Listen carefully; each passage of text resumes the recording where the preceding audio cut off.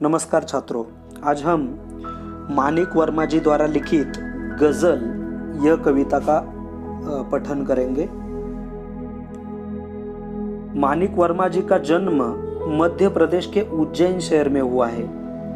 ये हिंदी साहित्य में हास्य व्यंग्य के सशक्त हस्ताक्षर है। हमेशा उनको हास्य व्यंग्य कविताएं लिखना या उस पे ही लेखन करना बहुत ही अच्छा लगता है। गजल लिखना इनका प्रिय शौक रहा है।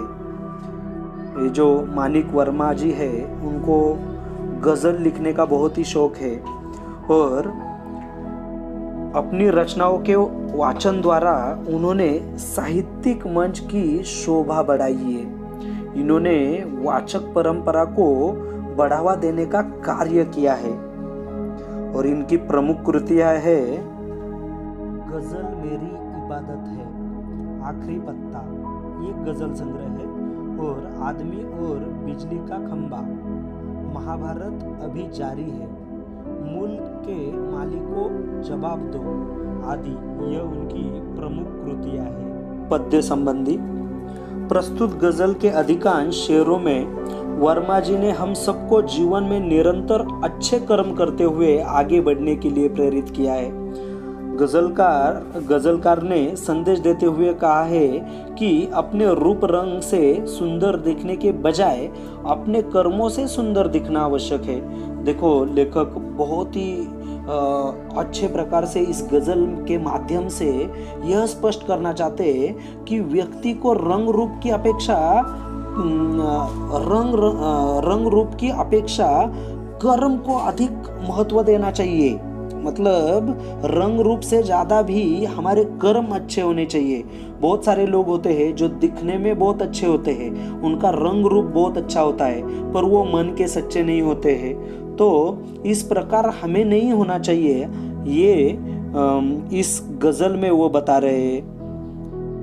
कवि गजल में कहते हैं, आपसे किसने कहा स्वर्णिम शिखर बनकर दिखो, आपसे किसने कहा स्वर्णिम शिखर बनकर दिखो, शौक दिखने का है तो फिर नींव के अंदर दिखो। देखो कितना अच्छा मैसेज हमारे सामने उन्होंने दिया है। गजलकार कह रहे हैं कि हमें किसी भी दिखावे की जरूरत नहीं है। क्या दिखावे की क्या जरूरत है? आपसे किसने कहा, वो बोल रहे आपको किसने कहा स्वर्णिम शिखर बनकर दिखो। मतलब स्वर्णिम मतलब सुनहरा, सोने के रंग जैसा, गोल्डन। तो कवि यहाँ पर बोल रहे हैं कि व्यक्ति को सुनहरे रंग का शिखर बनकर दिखने की कुछ भी जरूरत नहीं है। व्यक्ति को दिखावे की क्या जरूरत है, वो यहाँ पर प्रश्न पूछ रहे हैं। और शौक दिखने का है तो फिर नींव के अंदर दिखो। उसे तो अपने कर्म के द्वारा स्वयं अपनी पहचान बनानी चाहिए। क्यों? यदि व्यक्ति को दिखावा करने का ही इतना शौक है तो उसे नींव के अंदर स्वयं को रखकर देखना चाहिए। यानी व्यक्ति को शिखर पर सुनहरी चमक की भांति दीप्तिमान होने के बजाय नींव को मजबूत करने का कार्य करना चाहिए। नींव को मतलब आधारशिला को, अपने बेस को क्या करना चाहिए, एक मजबूती पे लेके जाना चाहिए। हमें खुद हमारा जो आधारशिला है उसको अच्छे से बनाना चाहिए। नींव को मजबूत रखने का कार्य एक इंसान को करना चाहिए। व्यक्ति कर्म से ही पहचाना जाता है, दिखावे से कोई भी पहचाना नहीं जाता है। इसलिए कवि बोलते हैं कि स्वर्णिम शिखर बनकर दिखने की जरूरत नहीं है। पहले तुम्हारी आधारशिला मजबूत करो, तुम्हारी नींव दीप्तिमान करो, तभी आप अच्छे लगोगे। आगे कवि कहते हैं, चल पड़ी तो गर्द बनकर आसमानों पर लिखो, और अगर बैठो कहीं तो मील का पत्थर दिखो। देखो कितना अच्छा मैसेज हमें यहाँ पर दूसरे ही पंक्तियों में वो दे रहे। चल पड़ी तो गर्द बनकर आसमानों पर लिखो। वो बोल रहे कि गर्द, गर्द का मतलब है धूल, धूल हवा के झोंके के साथ आगे ही आगे चल बढ़ती है। जैसे ही हवा आती है उस समय क्या होती है, सारी जो नीचे मिट्टी, डस्ट, ये जो धूल है वो हवा के साथ उड़ चलती है, यहाँ तक कि वो ऊंचे आसमान में भी फैल जाती है। और इस प्रकार वो आसमान में फैल जाती है कि अपने खुद के बल पर वो पूरे आसमान पर अपना अधिकार कर लेती है। इंसान तो उससे महान होता है। अगर वो चाहे तो मील का पत्थर बनकर सभी के लिए पथ प्रदर्शक का कार्य कर सकता है। वो अपने अच्छे कार्यों से समाज के सामने एक मिसाल प्रस्थापित कर सकता है। देखो लेखक यहाँ पर, कवि यहाँ पर क्या कह रहे हैं, और अगर बैठा ये कही तो मील का पत्थर दिखो। वो बोल रहे हैं कि एक साधारण असामान्य धूल जो सामान्य है, ये धूल जो है, ये धूल अगर हवा के साथ चली जाती है तो पूरे आसमान में अपना अधिकार दिखाती है। तो इंसान है, वो कुछ भी कर सकता है। और वो इंसान को अगर वह चाहे, इंसान अगर चाहे तो मील का पत्थर बनकर सभी के लिए पथ प्रदर्शक का कार्य कर सकता है, अच्छे कार्य कर सकता है और लोगों को अच्छी राह दिखा सकता है। वह अपने अच्छे कार्यों से समाज के सामने एक मिसाल प्रस्थापित कर सकता है। आगे गजलकार कहते हैं, सिर्फ देखने के लिए दिखाना कोई दिखाना नहीं, सिर्फ देखने के लिए दिखाना कोई दिखाना नहीं, आदमी हो तुम अगर तो आदमी बनकर दिखो। देखो गजलकार यहाँ पर कहते हैं, दूसरे हमारे रंग रूप को देखकर हमारी तारीफ करे, इसलिए अपने आप को दिखावे की वस्तु बनाकर समाज के सामने प्रस्तुत होने में किसी भी प्रकार की भलाई नहीं है। देखो हम बहुत बार मेकअप इसलिए करते हैं, हमारा रंग रूप अच्छा क्यों करते हैं, ताकि कोई और हमें देखे और हमें कुछ अच्छा बोले। तो ये गजलकार यहाँ पर कह रहे हैं कि खुद को प्रस्तुत करने की कुछ जरूरत नहीं है, उसमें कुछ भी भलाई नहीं है। आखिर हम आदमी हैं तो हमें आदमी बनकर समाज के सामने प्रस्तुत होना चाहिए। हमारे हृदय में जो आदमियत है, इंसानियत सोई हुई है, उसे जगाकर सभी के कल्याण के लिए हमें आगे आना चाहिए।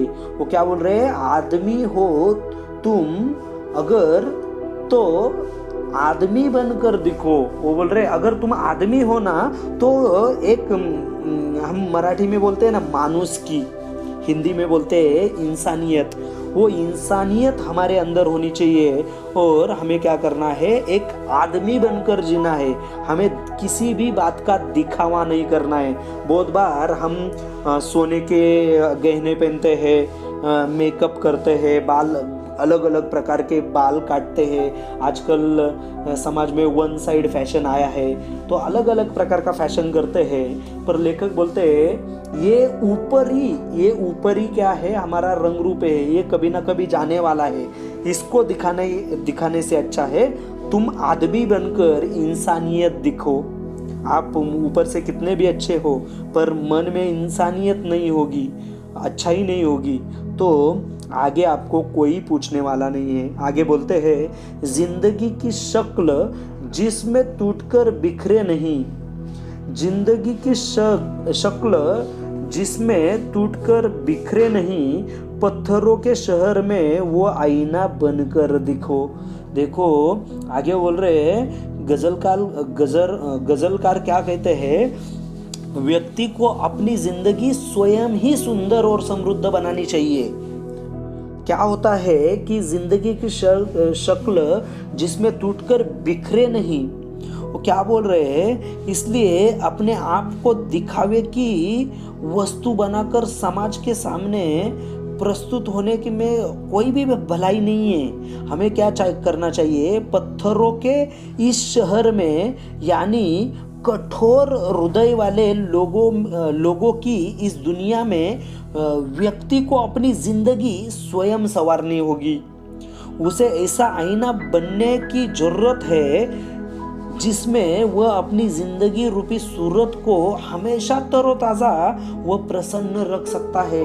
देखो गजलकार कितना अच्छे प्रकार से हमें बता रहे हैं कि हमें वो आईना नहीं बनना है जिसमें हम अपना खुद का चेहरा देखते हैं। यह दुनिया निर्मम है।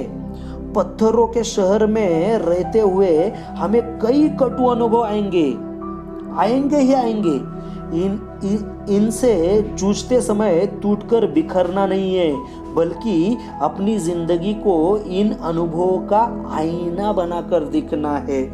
यह कवि यहाँ पर बता रहे हैं। आगे गजलकार कह रहे हैं, आपको महसूस होगी तब हर कई दिल की जलन, आपको महसूस होगी तब हर कई दिल की जलन जब किसी धागे सा जलकर मोम के भीतर दिखो।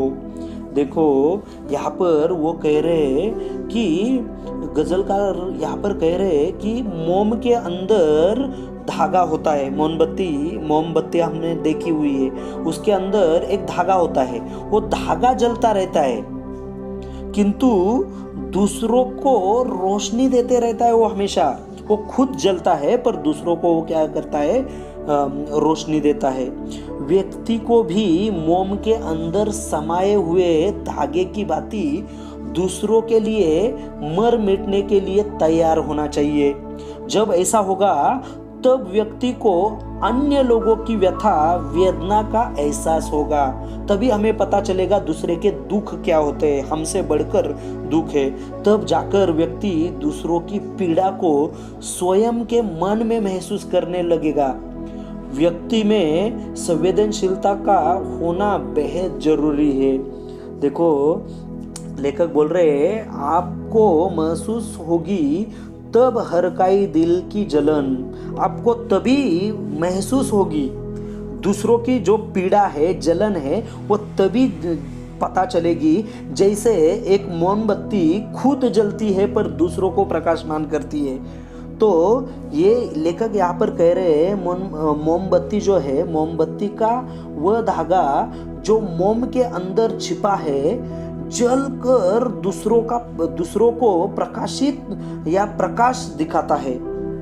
उस जलते धागे की जलन को महसूस करने वाला इंसान ही दुनिया के दुखी पीड़ित लोगों के दुख का एहसास कर सकेगा। कवि हमें दुख के अंधेरे में डूबे लोगों के जीवन में सुख का प्रकाश फैलाने के लिए अच्छे कर्म करने की प्रेरणा यहाँ पर वह दे रहा है। आगे बोल रहे हैं, एक जुगनू ने कहा मैं भी तुम्हारे साथ हूँ। एक जुगनू ने कहा मैं भी तुम्हारे साथ हूँ, वक्त की इस धुंध में तुम रोशनी बनकर दिखो। जुगनू हमें पता है जो स्वयं का प्रकाश स्वयं प्रकाशित करता है, खुद को वो स्वयं प्रकाशित करता है, उसे जुगनू कहते हैं। लेखक बोल रहे हैं यहाँ पर कि जुगनू यानी रात के चमकने वाला एक ऐसा कीट जो स्वयं प्रकाशित होता है। अच्छे कार्य के लिए एक जुगनू भी व्यक्ति का साथ देना चाहता है। व्यक्ति को सिर्फ अच्छे कर्म के लिए आगे आना चाहिए। उसे विपरीत परिस्थितियों में यानी अंधकार रूपी जीवन में रोशनी बनकर दूसरों का पथ प्रदर्शक बनाना चाहिए या बनना चाहिए। देखो गजलकार यहाँ पर कहना चाहते हैं कि मुश्किलों से भरे घने कोहरे में जब रोशनी के अभाव में पथ पर चलना मुश्किल होता है, तब ये जो जुगनू है, जुगनू की छोटी सी रोशनी भी बड़ी तसल्ली देती है। थोड़ी बहुत राह तो दिख ही जाती है। हमारे कर्मों से हम इसी तरह लोगों को आगे बढ़ने में सहायता कर सकते हैं, उनका साथ दे सकते हैं। गजलकार को यहाँ पर यही कहना है कि जुगनू वो एक ऐसा कीड़ा है जो खुद स्वयं प्रकाशित है, अपना प्रकाश खुद निर्माण करता है। अंधेरे में हम अगर अगर अंधेरे में हमें कुछ भी नहीं दिखाई देता तो छोटा सा ये जो जुगनू है उसका प्रकाश भी हमें तसल्ली दे सकता है, ज़्यादा अच्छा लगता है, या वो हमें राह दिखा सकता है। तो उसी प्रकार हम लोगों की सहायता कर सकते हैं। बहुत बड़ी सहायता करने की ज़रूरत नहीं है, छोटी छोटी सहायता भी अगर हम लोगों की करें तो भी काफ़ी है। आगे गजलकार कह रहे हैं, एक मर्यादा बनी है हम सभी के वास्ते, एक मर्यादा बनी है हम सभी के वास्ते, गर तुम्हें बनना है मोती सीप के अंदर दिखो। देखो कितना प्यारा संदेश हमें दे रहे हैं गजलकार। यहाँ पर कह रहे हैं कि जीवन में सभी को मर्यादा का पालन करना पड़ता है। मर्यादा के बिना व्यक्ति विकास संभव नहीं है। जिस प्रकार एक यहाँ पर उदाहरण वो दे रहे हैं, मोती अपने निर्मित काल में जब उसका निर्माण होते रहता है तब वो एक सीप के अंदर होता है, वो बाहर निकालने की कोशिश नहीं करता है, वह भी मर्यादा का पालन करता है। तब जाकर वह चमकीला वह मूल्यवान होता है। वो ये जो मोती होता है, हीरा होता है, ये जो हीरा है वो सीप के अंदर अपने आप को कितने समय तक वो अपने आप को उसके अंदर रखता है। जब वो पूरी तरह से बनता है, बन जाता है, ये मोती बन जाता है, तब जब वो बाहर निकलता है वो चमकीला और मूल्यवान, उसको मूल्य आ जाता है। यदि लेखक यहाँ पर बोल रहे हैं अगर तुम्हें बनना है मोती सीप के अंदर दिखो, अगर आपको भी बनना है मोती के तरह मूल्यवान बनना है, तो यदि व्यक्ति को भी अपने जीवन में सफलता की मंजिल हासिल करनी है तो उसे अपने जीवन में मर्यादा का पालन आवश्यक ही करना पड़ेगा। अगर वह मर्यादा का पालन करेगा तो वह इस मौल्यवान मोती की तरह बन सकता है। व्यक्ति के पास सहनशीलता का अभाव होना चाहिए, सहनशीलता का भाव होना चाहिए, उसमें हमेशा सहनशीलता होनी चाहिए, तभी वह किसी भी कार्य को आगे बढ़ा सकता है। हमारी कर्मभूमि सीमित है, लेकिन इस सीमित क्षेत्र में भी हमारे कर्म सीप की मोती की तरह मूल्यवान होने चाहिए। आगे गजलकार कह रहे हैं, डर जाए फूल बनने से कोई नाजुक कली, डर जाए फूल बनने से कोई नाजुक कली, तुम ना खिलते फूल पर तितली के टूटे पर दिखो। देखो यहाँ पर वो कह रहे हैं कि यदि नाजुक कली फूल बनने से डर जाए तो वह सुंदर फूल का रूप धारण नहीं कर सकती। देखो अगर फूल को बहुत अच्छा दिखना है तो पहले जब वो नाजुक कली है उस समय का जो उसका डर है वो डर को निकाल देना चाहिए। उस नाजुक कली फूल बनने से डर जाए तो वो कभी भी एक सुंदर फूल नहीं बन सकती। उसी प्रकार व्यक्ति को भी विपरीत परिस्थिति में डरना नहीं चाहिए। जब भी उनके ऊपर संकट आते हैं तब डरना नहीं चाहिए। यदि वो भयभीत हुआ तो वह सफलता हासिल नहीं कर सकता। इसलिए किसी भी बात पे उसे डरना नहीं चाहिए, संकट का सामना उसे करना चाहिए। ये कवि को यहाँ पर लगता है व्यक्ति को न खिले हुए फूल पर तितली के टूटे हुए पंख की भांति दिखना चाहिए। उसका अर्थ यह है कि भले ही व्यक्ति जीवन में असफल हो फिर भी उसे अपने मन में धैर्य रखकर आगे बढ़ने का प्रयास करना चाहिए। संघर्ष के साथ जूझते हुए व्यक्ति को आगे बढ़ना चाहिए। देखो, असफलता किसको नहीं आती? हर कोई पहले ही टर्म में सफल नहीं हो पाता। उसको साइकिल चलाते समय हम बहुत बार असफल होते हैं, पर हम साइकिल चलाना बंद करते हैं क्या? नहीं ना। उसी प्रकार हमें डरना नहीं चाहिए, किसी भी बात पर डरना नहीं चाहिए, और हमें हमेशा हमें क्या करना चाहिए? धैर्य बनाकर रखना चाहिए और प्रयास करना चाहिए। संघर्ष के साथ झगड़ा करते हुए संघर्ष को हराना चाहिए।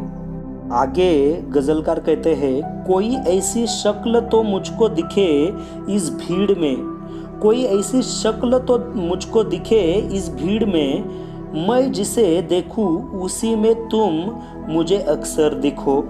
देखो, यहाँ पर बहुत ही अच्छे प्रकार से गजलकार कह रहे हैं कि दुनिया की इस भीड़ में कोई ऐसी शक्ल दिखने के लिए मिल जाए जिसे वो देखता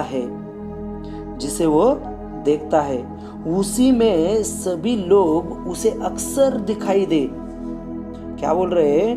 कि उसी में सभी लोग उसे अक्सर दिखाई दे, अर्थात दुनिया की इस भीड़ में कोई ऐसा एक व्यक्ति अच्छे कर्म करने के लिए आगे आ जाए और उसी से प्रेरणा पाकर सभी लोग अच्छा कर्म करने के लिए प्रेरित हो जाए।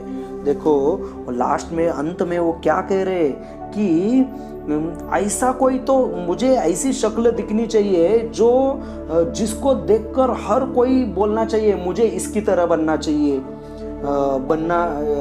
मुझे इसकी तरह बनना है।